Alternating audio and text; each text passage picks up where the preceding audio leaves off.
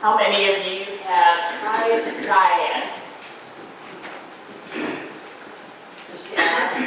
What's that? This week? No, not any time. Could be this week. You know, today we have a lot of diets. We have the Atkins diet, we have the South diet, we have a diet sans gluten. We have a diet in which you're supposed to only, I understand now, eat cheese. That's a weird one. That sounds scary. Some people diet on the liquid diet. That doesn't sound healthy either. But there's all kinds of diets out there to make our body better. And part of the kind of hype about dieting, or especially today with all the kind of healthy diets, is so that we don't poison our bodies, right? We care. We want to be healthy. And we know that there's a lot of poisonous stuff out there. If we eat too much of, fat kind of food, we're going to run into issues with our blood, right? And with our veins and all cloggy sorts of problems. If we eat, too much sugar, we can become diabetic and we're forced to go on a different diet, right? If we eat stuff like just candy, cookies, stuff all the time, not only do we fear that we get diabetic, but we kind of rob our system of lots of nutrients that it takes to be healthy. The good news is today we have lots of great fruits, vegetables, meats available to almost everyone. And of course there's that great big organic stuff, because we know today in the age of be healthy, we don't want any more of those GMOs, right? We don't want all of that hormone stuff and all that nasty stuff that they're putting in our foods. So we buy organic so we can afford that. When I was growing up, organic was just what you grew. That's what everybody ate. But we went through this phase of consuming a lot of stuff that we shouldn't have, and we're sort of paying the price, I think, in our generations. So the idea is to get back into healthier habits, into healthier places, and feed our bodies good food.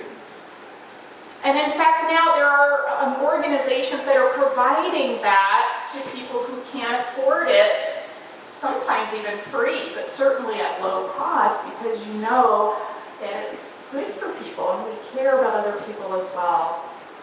The same happens with water. Now, we are kind of spoiled in this country with water, although not in Michigan, right? Flint being a very big issue. But for most part, we can drink our water. Overseas, that's not the case in many places. In Africa, for instance, you may walk miles to get your water and get sick from it because it's contaminated with lots of pollutants that have also been dumped there, and have seeped through the groundwater. How many watched the wedding of the Prince Harry and Meghan Markle? I see you smiling. I know some of you did it. Or at least you read what happened afterward. I don't know if you know, most of you know Meghan Markle as an actress, but she also is a pretty fierce humanitarian. And in fact, champion a clean water nonprofit to go and provide clean water to some of these areas that don't have it through an organization called World Vision. But it's something that the church does as well. We do lots of ministries that hopefully try to help people clear from disease, get better food and water, all that good stuff. So we worry a lot about what we put in our bodies. We don't worry so much, unfortunately, what we put into our spirits or what we put into our emotions. And we know for a fact more and more now today that, if you grew up in a really traumatic household or an abusive household, you're going to have some emotional things to get over.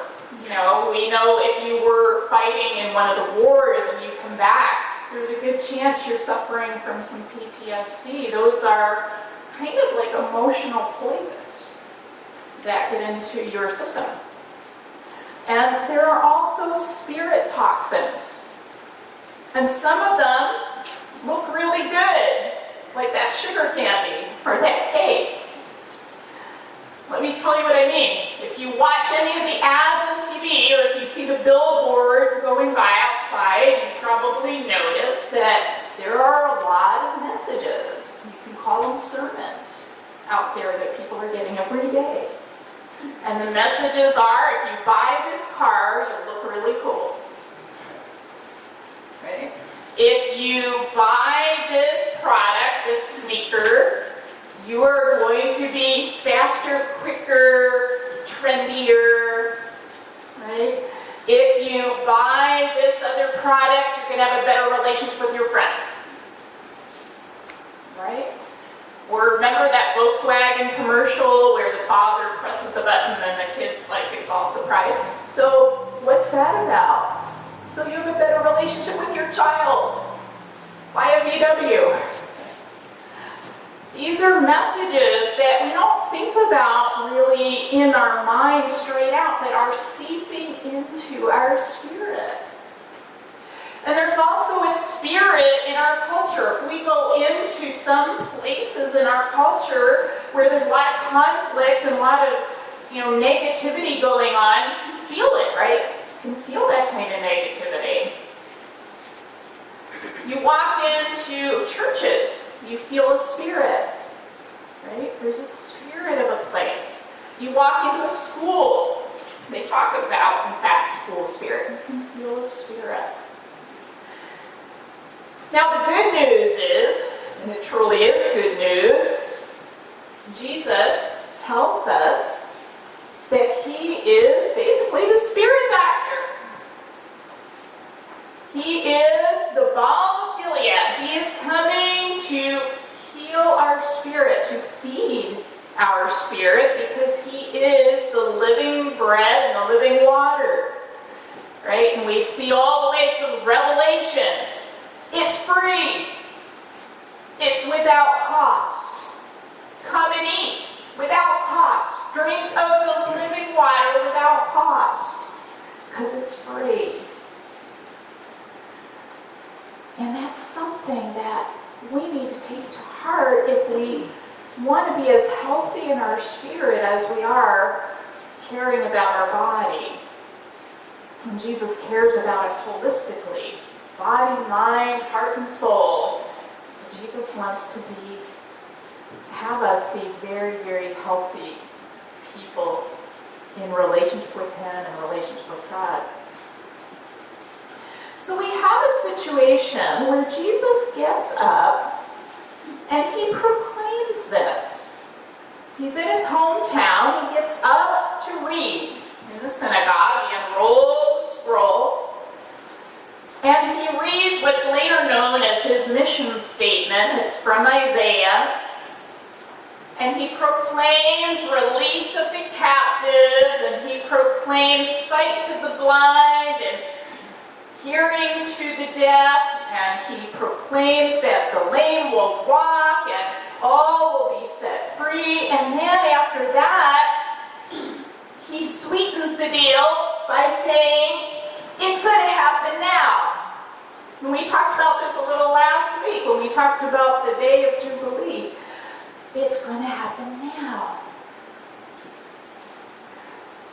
So there's a little bit of honey with that bread. And this is a major metaphor in Scripture. You've got the bread, you've got that staple of life. But what God gives us is more than a staple. Because God tells us from the beginning of time, I'm going to take you where? To the land of milk and honey. Right? Milk and honey. So you don't just get bread, you get that.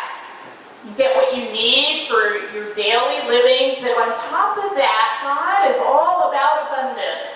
God is all about sweetness that goes with it. All the great sweet things, and not the candy and the saccharin. Right?